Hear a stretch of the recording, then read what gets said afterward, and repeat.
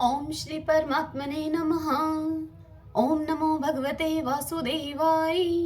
ओम श्री कृष्णाय नमो नमः। जेठ मास महात्म्य अध्याय 27 की पावन कथा में हम आज सुन रहे हैं सत्यवान सावित्री की कथा का शेष वृतांत।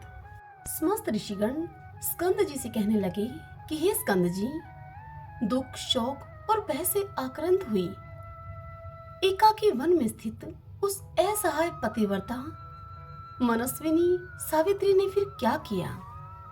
ऋषियों के इस उत्सुकता भरे हुए प्रश्न को सुनकर स्कंद जी उनसे बोले कि हे ऋषियों, सावित्री को पतिव्रता जानकर धर्मराज स्वयं वहां आए। उस कृष्ण पिंगल वर्ण पुरुष को अत्यंत तेजवान देखकर वह पतिव्रता सावित्री उसे बोली कि हे पुरुष, लोक भयंकर तुम कौन हो? तब धर्मराज सावित्री से बोले कि हे वरारही, हे मनस्विनी, तुम्हारे पति शिनायु हैं, और हे देवी, तुम्हारा दुख दुशिश रह तेज सहन करने के योग्य नहीं है। हे महाभागे, यह जानकर मैं स्वयं यहाँ आया हूँ। और इस प्रकार यमराज उस वरारोहा सावित्री से कहकर तदंतर उस महात्मा सत्यवान की देह से अंगुष्ठ मात्र पुरुष को पाश से खूब मजबूती से बांधकर बड़े ही वेग के साथ उसे खींचा और उसे लेकर यमराज अपनी यमपुरी को चल दिए। अब तत्पश्चात सावित्री अपने पति की आत्मा के पीछे पीछे चल दी। यमराज बोले कि हे महाभागी, तुम बहुत दूर तक चली आई हो। अब तुम ऐसा करो कि तुम लौट जाओ और घर जाकर अपने मृत पति की औधर्वदैहिक अर्थात पारलौकिक समस्त क्रियाक्रम कराओ। यमराज के इस प्रकार कहने पर सावित्री यमराज से बोली कि हे मानद, आपके समीप मुझे शर्म नहीं है और ना मुझे कोई गलानी है। हे सुरेश्वर, विशेष करके मेरे पति अपने पति के समीप गलानी भी हो तो कैसे हो सकती है? आप धर्म से पालन करते हैं और धर्म से ही बरतते हैं। आज आपका दर्शन निष्फल नहीं हो सकता मुझे, और सत्पुरुषों का तो यहाँ तक कहना है कि आपका दर्शन कभी भी निष्फल नहीं जा सकता। और वेदों को जानने वाले लोग कहते हैं कि 7 पग साथ चलने से मैत्री हो जाती है। उस समय सावित्री के ऐसे वचनों को सुनकर धर्मराज जी सावित्री पर प्रसन्न हो गए और फिर वरों को देने वाले वरदान के दाता यमराज ने सावित्री को वरदान दिया। सावित्री ने अपने सास ससुर के नेत्र मांगे, राज्य की प्राप्ति मांगी और रूप का वरदान मांगा, और पिता के लिए तथा अपने लिए 100 पुत्र होने का वरदान मांगा, तथा यमराज की आज्ञा से पति का जीवन रूपी वर भी मांगा। तदंतर सुवर्ता सावित्री ने धर्मराज की प्रदक्षिणा की। सावित्री को सभी वरदान देकर यमराज अब अपने लोक को चले गए और सावित्री अपने पति के सिर को अपनी गोदी में लेकर वट वृक्ष के समीप पहले की भांति ही बैठ गई। हे ब्राह्मणों, उसके पश्चात वह सत्यवान जाग कर यह वचन सावित्री से कहने लगा। वह बोला, हे वरारोही, हे भामिनी, मैंने इस समय एक अद्भुत स्वप्न देखा है, वह मैं तुमसे कहता हूँ। और फिर सत्यवान ने सब वृतांत जो धर्मराज ने किया था और कहा था, वह सारा ही वृतांत सावित्री को कह सुनाया। सावित्री ने भी जो बातचीत यमराज के साथ उसकी हुई थी, वह सभी बातचीत सत्यवान को बतलाई।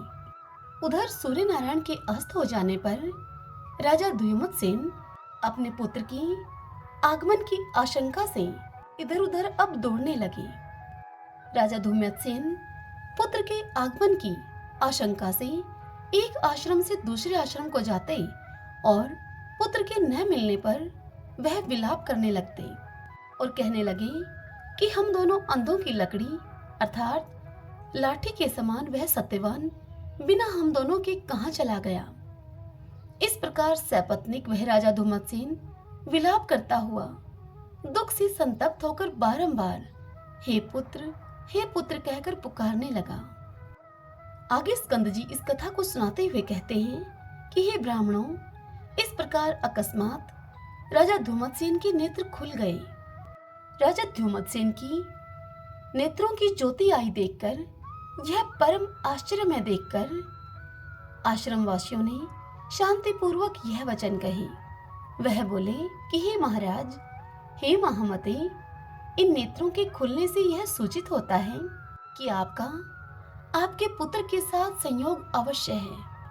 स्कंद जी ऋषियों से बोले कि हे ब्राह्मणों, जब तक तपस्वी लोग यह बात कह ही रहे थे कि एकाएक उसी समय सत्यवान ने समस्त द्विजों को नमस्कार करके माता पिता को नमस्कार किया। तदंतर कमलक्षणा अर्थात यहाँ सावित्री की तुलना माता लक्ष्मी से हो रही है। सावित्री ने आकर सास ससुर के चरणों को नमस्कार किया। इस कथा को सुनाकर स्कंद जी कहने लगे कि इस प्रकार सत्यवान के साथ बात हो रही थी कि इतने में ही राजा धूमतसेन के पूर्ववासी लोगों ने आकर कहा। पूर्ववासी लोग बोले कि हे राजन, तुम्हारा शत्रु राजा मारा गया है। जिस क्रूर मंत्री के द्वारा आपका राज्य हरण किया गया था, वह मंत्री भी मारा गया है। इसलिए हम सब पूर्ववासी आपके पास आए हैं। हे राजा शार्दुल, हे प्रभु, आप उठिए और चलकर अपने राज्य का पालन कीजिए। हे राजन, आप मंत्री और पुरोहित के द्वारा राज्य शासन पर अभिषिक्त होइए। इतनी कथा सुनाकर स्कंद जी बोले कि हे विप्रो, पूर्ववासी लोगों की इस बात से सहमत होकर वह राजा धूमतसेन श्रेष्ठ पूर्ववासियों के साथ अपने पुर में चला गया और वहां जाकर उसने अपने पितरों का राज्य प्राप्त किया। सावित्री और सत्यवान दोनों परम आनंद के भागी हुए। उनके बहुत शक्तिशाली 100 पुत्र उत्पन्न हुए तथा इस सावित्री व्रत के प्रभाव से सावित्री के पिता अशोपति के भी यमराज की कृपा से 100 पुत्र उत्पन्न हुए। हे विप्रो, यह उत्तम व्रत महात्म्य आप लोगों से मैंने कहा। इस व्रत के प्रभाव से शिनायु सावित्री का पति जीवित हो गया। इति श्री ज्येष्ठ मास महात्म्ये सत्यवान सावित्री कथा वर्णनम 27वां अध्याय संपूर्ण। सभी बोलिए विष्णु भगवान की जय। आइए अब हम राम कथा सुनते हैं।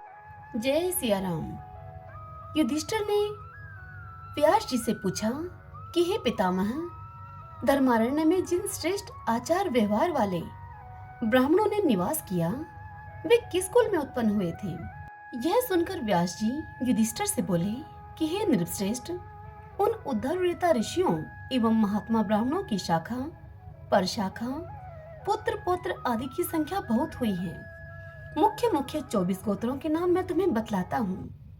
भारद्वाज, वत्स, कौशिक, कुश, शांडिल्य, कश्यप, गौतम, छांदन, जातुकर्ण्य, वत्स, वशिष्ठ, धारण, आत्रेय, भांडिल, लौकिक, कृष्णायन, उपमन्यु, गार्गे, मुद्गल, मौशक, पुण्यासन, पराशर, कौंडिन्य तथा गंगासन। इन गोत्रों में उत्पन्न ब्राह्मण वेदों के पारंगत विद्वान, नाना प्रकार के यज्ञानुष्ठान में तत्पर, द्विज पूजन कर्म में संलग्न, सत्कर्म प्रायण तथा गुणवान हुए हैं। धर्मारण्य निवासी सब ब्राह्मण सदाचारी, अत्यंत दक्ष, वेद शास्त्र प्रायण, यज्ञकर्ता तथा सत्य और सोचाचार में प्रवृत्त रहने वाले हैं। हे राजा युधिष्ठिर, पहले वहां के ब्राह्मणों को यक्ष, राक्षस और पिशाच आदि व्याकुल किए रहते थे। तब उन ब्राह्मणों ने देवताओं से कहा कि ये देवगण, यक्ष और राक्षस, यह दोनों हमें सताए जाते हैं, अतः उनके भय से हम लोग अब इस उत्तम स्थान को त्याग देंगे। यह सुनकर देवताओं ने लोकहित की कामना से ब्राह्मणों की रक्षा के लिए प्रत्येक गोत्र में एक एक योगिनी की स्थापना की। जिस गोत्र की रक्षा और पालन में जो शक्ति समर्थ हुई, वह उस गोत्र की कुलदेवी मानी गई। श्री माता तारिणी देवी, गोत्रप्पा, आशापुरी, इच्छार्थी नाशनी, पीपली, विकारवशा, जगन माता, महामाता, सिद्धा, भट्टारिका, कदम्बा, विक्रा, मीठा, सुपर्णा, वसुजा, महादेवी, मातंगी, वाणी, मुक्तेश्वरी, भद्री, महाशक्ति, संहारी, महाबला और महादेवी चामुंडा ये गोत्रों की माताएं हैं। ब्रह्मा, विष्णु और शिव आदि देवताओं ने वहां रक्षा के लिए उन गोत्र मातृकाओं की स्थापना की है। वहां के सवधर्म प्रायण श्रेष्ठ ब्राह्मण उन सब योगिनियों की पूजा करने लगे। तभी से योगिनियों के द्वारा वे अपने अपने समय में सुरक्षित हुए। सब ब्राह्मण स्वस्थ एवं पुत्र पौत्रों से संयुक्त हो गए। हे राजन, 100 वर्ष बीतने के पश्चात ब्रह्मा, विष्णु और शिव धर्मारण्य को देखने के लिए प्रातः काल की वेला में सूर्योदय के समय उत्तम विमान पर बैठकर वहां आए। उस समय ब्राह्मण लोग समिधा, पुष्प और कुशा लाने के लिए आश्रम छोड़कर सब दिशाओं में चले गए थे। आश्रम सुना देखकर महादेव जी ने भगवान से कहा कि हे प्रभु, यहाँ के ब्राह्मण बड़ा कष्ट पाते हैं, इसलिए इनकी सेवा के लिए कुछ सेवकों की व्यवस्था करूं। ऐसा मेरा विचार हो रहा है। भगवान शंकर का यह वचन सुनकर श्री विष्णु ने कहा कि ठीक है, ठीक है। फिर वे ब्रह्मा जी से बोले, हे ब्राह्मण, यहाँ आपके ब्राह्मणों की सेवा के लिए कोई उपाय कीजिए। भगवान विष्णु का यह आदेश सुनकर ब्रह्मा जी ने कामधेनु का स्मरण किया। स्मरण करने से कामधेनु उसी क्षण वहां पर आ गई। तब ब्रह्मा जी ने कामधेनु से कहा, हे माता, इन ब्राह्मणों में से प्रत्येक के लिए 2-2 शुद्ध हृदय वाले अनुचरों की आप व्यवस्था करो। बहुत अच्छा कहकर उस कामधेनु ने खुर से पृथ्वी को खोदा और हुंकार किया। इससे 36,000 शिखा सूत्रधारी मनुष्य प्रकट हुए। वे सभी महाबली वैश्य थे। उन्होंने यज्ञोपवीत धारण कर रखा था। वे सब शास्त्रों में चतुर, ब्राह्मण भक्त, ब्राह्मणों का हित चाहने वाले, तपस्वी, उत्तम आचार वाले और धार्मिक थे। उस समय एक एक ब्राह्मण के लिए 2-2 अनुचर दिए गए। हे राजन, ब्राह्मण का पहले जो गोत्र बताया गया है वही उसके अनुचर का भी हुआ। तदंतर ब्रह्मा जी ने उनके हित के लिए उनसे कहा। ब्रह्मा जी उनसे बोले कि तुम सब लोग इन ब्राह्मणों का वचन मानो और इन्हें जिस जिस वस्तु की आवश्यकता हो वह उन्हें ला कर दो। प्रतिदिन समिधा, कुशा और फूल आदि लेकर आओ। सदा इनकी आज्ञा के अनुसार चलो। कभी इनका अनादर न करो। जातकर्म, नामकरण, अन्नप्राशन, चूड़ाकरण, उपनयन आदि संस्कार तथा जो व्रत, दान, उपवास आदि कर्म प्राप्त हो उन्हें इन ब्राह्मणों की आज्ञा के अनुसार ही करना चाहिए।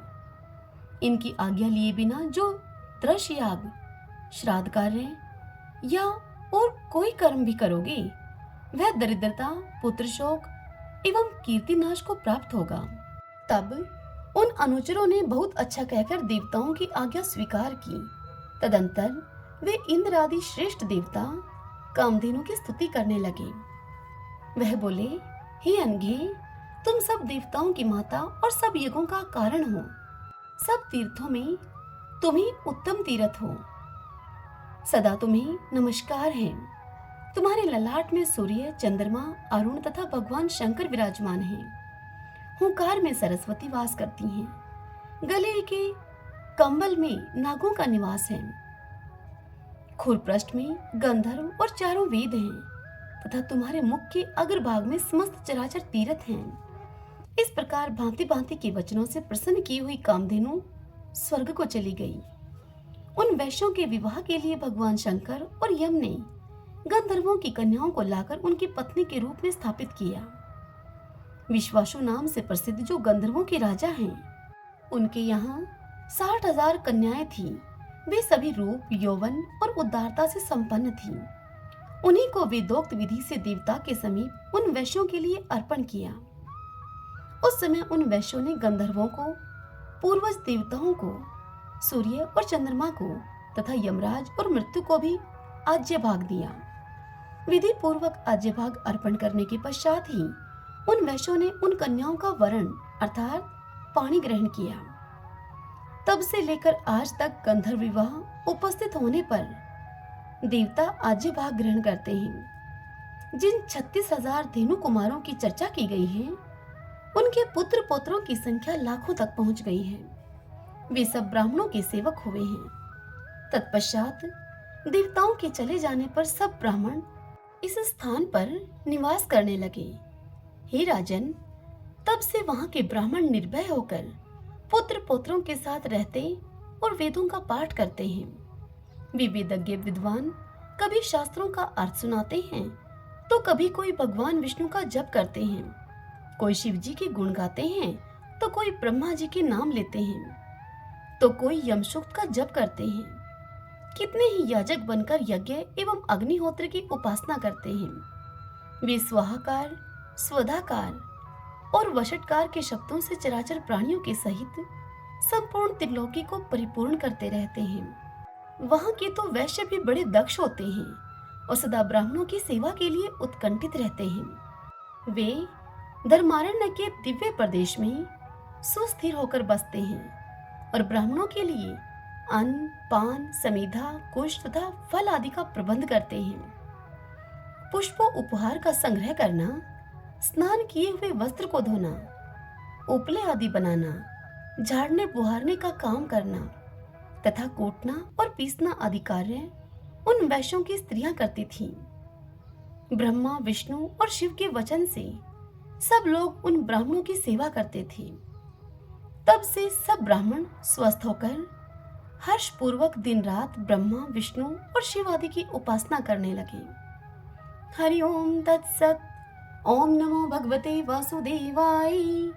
जय सिया राम। आज की यह कथा यहीं समाप्त हुई। कल की कथा में हम सुनेंगे गणेश जी की उत्पत्ति और देवताओं के द्वारा उनका सत्वन। हरे कृष्णा।